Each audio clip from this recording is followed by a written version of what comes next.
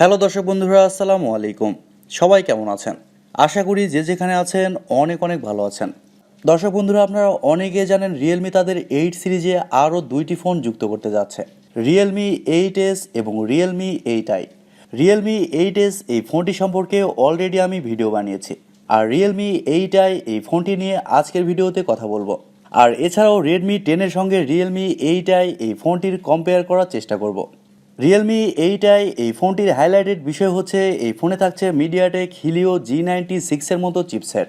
আর এছাড়াও এই ফোনটির ডিসপ্লেতে থাকছে 120 হার্টজের রিফ্রেশ রেট, আরও থাকছে 50 মেগাপিক্সেলের ক্যামেরা। সো সব কিছু মিলিয়ে এই ফোনটি কেমন হবে এবং এই ফোনটি ইন্ডিয়া এবং বাংলাদেশের বাজারে কবে আসছে আর এর প্রাইসই বা কেমন হতে পারে, এই সবগুলো বিষয় নিয়ে আলোচনা করব আজকের এই ভিডিওতে। আর এছাড়াও জানাবো রেডমি 10 এবং রিয়েলমি 8i এই দুইটি ফোনের মধ্যে আপনার কোন ফোনটি নেওয়া উচিত। সো পুরো ভিডিওটি অবশ্যই দেখবেন। আর আপনারা দেখছেন টিভি টেক টিউব, আর সব সময়ের মতো সাথে আছে আমি প্রান্ত। সো ভিডিওটি ভালো লাগলে অবশ্যই একটি লাইক দিতে কিন্তু ভুলে যাবেন না। প্রথমে কথা বলা যাক রিয়েলমি 8i এই ফোনটির ডিজাইন এবং বিল্ড কোয়ালিটি নিয়ে। রিয়েলমি 8i এবং রিয়েলমি 8s এই দুইটি ফোনের ডিজাইন মোটামুটি সেম। ফোনটির ব্যাক সাইডে এবং ফ্রেমে থাকছে প্লাস্টিক, আর ব্যাক সাইডে উপরের অংশে বাম সাইডে থাকছে এই ফোনটির ক্যামেরা সেটআপ। তবে এই ফোনে থাকছে 3 ক্যামেরা সেটআপ, আর রেডমি 10-এ কোয়াড ক্যামেরা সেটআপ দেওয়া হয়েছে।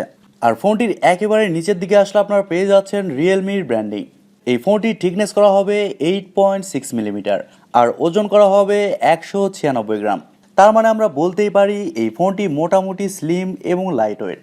ফোনটি সামনে আসলে আপনারা পেয়ে যাচ্ছেন একটি ফুল ভিউ ডিসপ্লে, যার উপরের অংশে বাম সাইডে কাট আউটের মাধ্যমে বসানো থাকছে সেলফি ক্যামেরাটি। তবে রেডমি 10-এ মাঝ বরাবর কাট আউটের মাধ্যমে সেলফি ক্যামেরাটি ব্যবহার করা হয়েছে।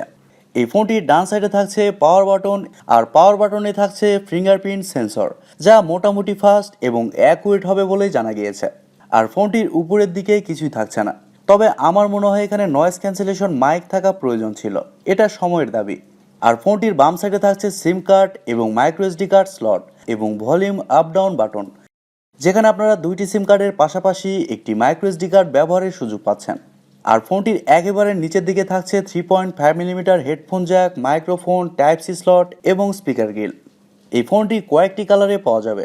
সো সব কিছু মিলিয়ে এই ফোনটির ডিজাইন এবং বিল্ড কোয়ালিটি মোটামুটি ঠিকঠাক, সেরকমভাবে নতুনত্ব কিছুই নেই। আপনাদের কাছে এই ফোনটির ডিজাইনটা কেমন লেগেছে কমেন্ট করে অবশ্যই জানাবেন। আপনাদের মতামতের অপেক্ষায় রইলাম।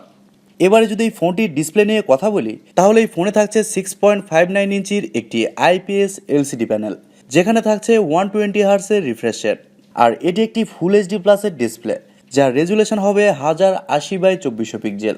আর এছাড়াও থাকছে 399 ppi ডেন্সিটি। তবে রেডমি 10-এও কিন্তু IPS প্যানেল ব্যবহার করা হয়েছে, তবে সেখানে ছিল 90 হার্টজের রিফ্রেশ রেট। আর রিয়েলমির এই ফোনে থাকছে 120 হার্টজের রিফ্রেশ রেট। IPS প্যানেল হলেও এই ডিসপ্লের কোয়ালিটি খারাপ না, আর যেহেতু এটি একটি ফুল এইচডি প্লাসের ডিসপ্লে, সেহেতু এই ডিসপ্লেতে যে কোনো কন্টেন্ট প্লে করলে শার্পনেসের ঘাটতি একদমই হবে না। আর এছাড়াও এই ফোনটি আপনি দিনের আলোতে খুব ভালোভাবেই ব্যবহার করতে পারছেন, ব্রাইটনেসের সেরকম কোনো ঘাটতি হবে না। এবারে কথা বলা যাক এই ফোনটির সফটওয়্যার এবং পারফরমেন্স নিয়ে। এই ফোনে থাকছে অ্যান্ড্রয়েড 11, যার ব্যাকএন্ডে থাকছে রিয়েলমি UI 2.0। আর আমি প্রথমেই বলেছি এই ফোনটিতে চিপসেট হিসেবে থাকছে মিডিয়াটেক হিলিও G96, যা একেবারে একটি নতুন চিপসেট। আর এই চিপসেটটি প্রথমবার এই ফোনটিতেই ব্যবহার করা হবে। এই চিপসেটটি 12 ন্যানোমিটার আর্কিটেকচারে তৈরি করা একটি Octa-core প্রসেসর। আর এছাড়াও জিপিইউ হিসেবে থাকছে মালি G57 MC2। অন্যদিকে রেডমি 10 ওই ফোনটিতে মিডিয়াটেক হিলিও G88 ওই চিপসেটটি ব্যবহার করা হয়েছে। আর ওই চিপসেটও একেবারেই নতুন চিপসেট, যা রেডমি 10-এ প্রথমবার ব্যবহার করা হয়েছে। পারফরমেন্সের দিকে বলতে গেলে রিয়েলমি 8i এই ফোনটি এগিয়ে থাকবে, কারণ আপনারা অনেকেই জানেন মিডিয়াটেক হিলিও G85-এর চেয়ে মিডিয়াটেক হিলিও G95 অবশ্যই এগিয়ে থাকে।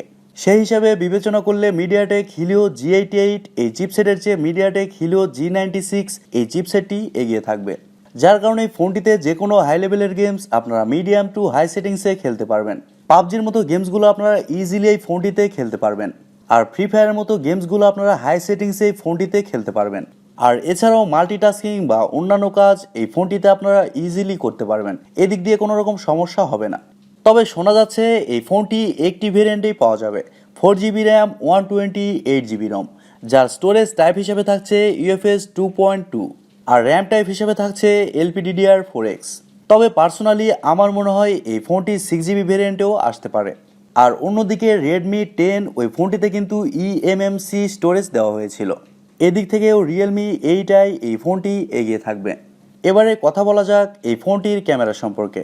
এই ফোনটি রিয়ার সাইডে থাকছে 3 ক্যামেরা সেটআপ, যার মেইন সেন্সর হিসেবে থাকছে 50 মেগাপিক্সেলের একটি ওয়াইড সেন্সর এবং সেকেন্ডে থাকছে 2 মেগাপিক্সেলের একটি ম্যাক্রো এবং সবার শেষে থাকছে 2 মেগাপিক্সেলের একটি ডেপথ সেন্সর। তবে Redmi 10 কিন্তু কোয়াড ক্যামেরা সেটআপ দেওয়া হয়েছিল, যেখানে 8 মেগাপিক্সেলের একটি আলট্রা ওয়াইড সেন্সরও দেওয়া হয়েছিল। আর Realme 8i এই ফোনটির ব্যাক ক্যামেরার ফিচার হিসেবে থাকছে LED ফ্ল্যাশ, HDR, প্যানোরামা। আর ব্যাক ক্যামেরা দিয়ে আপনারা সর্বোচ্চ 4Kতে 30 FPS এ শ্যুট করতে পারছেন, আর 1080pতে 60 FPS পর্যন্ত শ্যুট করতে পারছেন। আর এই ফোনটির সামনে আসলে আপনারা পেয়ে যাচ্ছেন 16 মেগাপিক্সেলের একটি ওয়াইড সেন্সর। তবে Redmi 10 কিন্তু 8 মেগাপিক্সেলের সেলফি ক্যামেরা দেওয়া হয়েছিল। আর Redmi 10 আপনারা সর্বোচ্চ 1080pতে 30 FPS এ শ্যুট করতে পারছেন। তবে Realme 8 4K অপশনটা দেওয়া হয়েছে। ফোনটিতে এছাড়াও ওয়াইফাই, ব্লুটুথ, GPS, NFC-র মতো আরও অনেক ফিচার পেয়ে যাচ্ছেন।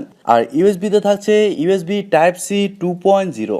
এবারে যদি এই ফোনটির ব্যাটারি এবং চার্জার নিয়ে কথা বলি, তাহলে এই ফোনে থাকছে 5000 mAh-এর একটি ব্যাটারি। আর ফোনটির চার্জার নিয়ে কিছুটা কনফিউশন আছে। কোনো জায়গায় বলা হচ্ছে 18 ওয়াট থাকবে, আবার কোনো জায়গায় বলা হচ্ছে 30 ওয়াট। তবে আমার মনে হয় Realme এখানে 30 ওয়াটের চার্জার দিবে। আর Redmi 10-এও কিন্তু 5000 mAh-এরই ব্যাটারি আছে, তবে ওখানে চার্জার হিসেবে ছিল 18 ওয়াট। আর Realme যদি এখানে 30 ওয়াটের চার্জার দেয়, সেক্ষেত্রে Realme এই দিক থেকেও এগিয়ে থাকবে। এবারে কথা বলা যাক এই ফোনটির প্রাইস এবং লঞ্চিং ডেট নিয়ে।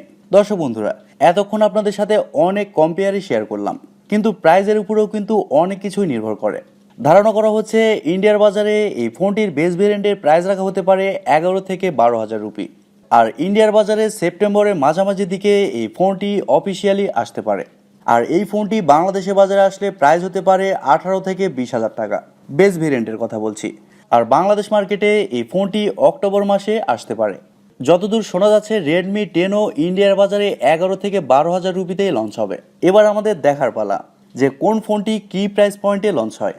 এবারে কথা বলা যাক দুইটি ফোনের মধ্যে কোন ফোনটি বেশি ভালো হবে, কোন ফোনটি ভ্যালু ফর মানি হবে। দর্শক বন্ধুরা, এক কথায় বলতে গেলে এই দুইটি ফোনের মধ্যে আমি Realme 8কে এগিয়ে রাখবো, কারণ এই ফোনে থাকছে Mediatek Helio G96 এর মতো প্রসেসর।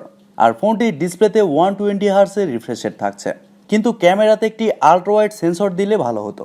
আর অন্যদিকে Redmi 10 ওই ফোনটিতে Mediatek Helio G88 ওই চিপসেটটি ব্যবহার করা হয়েছে, যার ডিসপ্লেতে 90 হার্টজের রিফ্রেশ রেট দেওয়া হয়েছে। এই জন্য সব কিছু মিলিয়ে আমি Realme 8কেই এগিয়ে রাখবো। এখন বাকিটা আপনাদের মতামত, আপনারা এই দুইটি ফোনের মধ্যে কোন ফোনটিকে এগিয়ে রাখবেন।